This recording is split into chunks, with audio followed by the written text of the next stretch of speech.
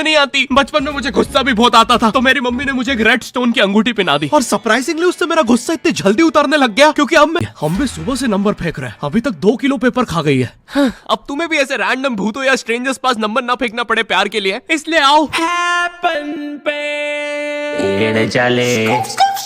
यहाँ तुम यही नहीं, जो लोग तुम्हारे फेवरेट स्पॉट पे जा चुके हैं, यहाँ तुम्हें उनकी प्रोफाइल्स भी मिलती है। तो अभी जाकर अपना नेक्स्ट क्रश स्पॉट करो अपने ही मन पसंदीदा स्पॉट पे।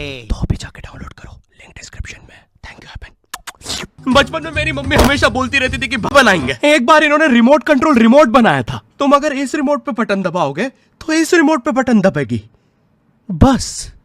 ये लोग मकर संक्रांति के दिन पतंग भी लूटते थे दुकानों से। पतंग से याद है, मैं बचपन में अपने दोस्त जनक के साथ बहुत प्राचीन भाषा में, हमें लगा हमने एलियंस ढूंढ लिया, बट फिर धीरे से वो सिग्नल क्लियर हुआ। हमें पता चला हमने कोई नासा का 100 मिलियन का टेलीस्कोप काट दिया।